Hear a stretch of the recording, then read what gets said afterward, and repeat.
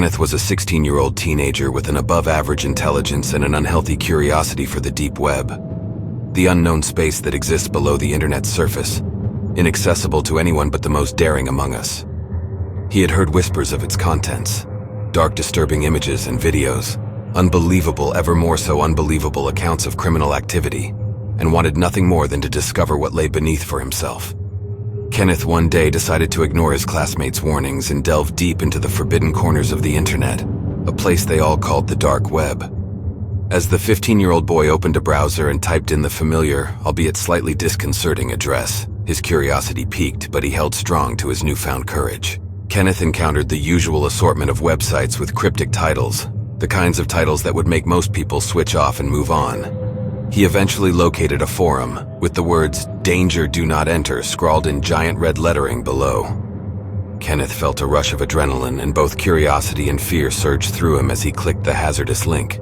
The content he encountered on the page was unlike anything Kenneth had ever seen.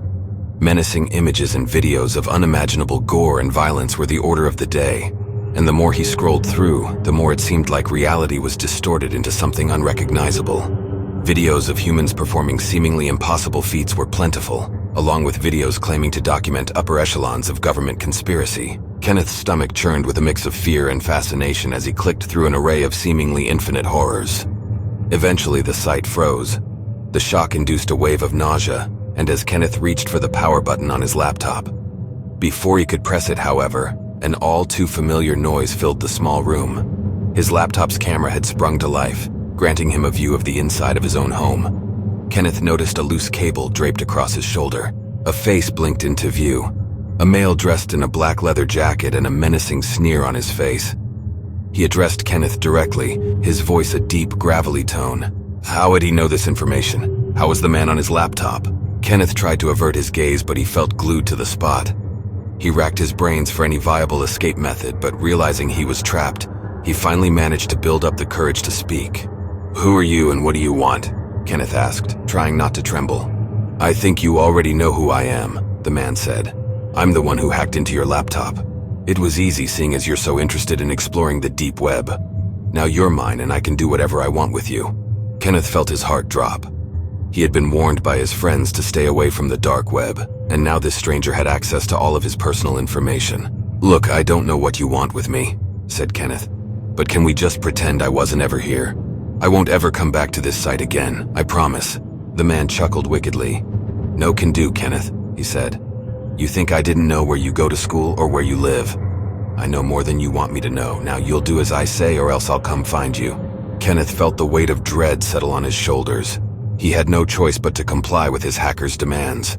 His laptop had been frozen, preventing him from shutting it down or even updating his virus scanners. The only option left to him was to remove the battery, in hopes of severing all ties to the ruthless stranger. He reluctantly reached for his laptop, his fingers trembling out of fear. Just as his fingertips brushed against the machine, the stranger's voice went from menacing to calm. "You're lucky I don't have time to follow up with you right now," said the man. "But be warned, Kenneth. If you ever mess with me or the dark web again, I'll find you. That's a promise." The man then vanished from the screen, but the feeling of dread remained. Kenneth proceeded to pull out the battery in a daze, lot praying it would disconnect the virus and erase any record of his dark web escapade. He scrambled to his feet and ran out of the room, his body now trembling with panic. He never wanted to go near the dark web again. Kenneth soon returned to his life, but he was forever changed by his experience. He felt a greater level of paranoia and caution, as though the malicious figure had been watching him ever since. He never ventured on the dark web again, heeding the lesson he learned only too well. Its secrets were best left to stay that way.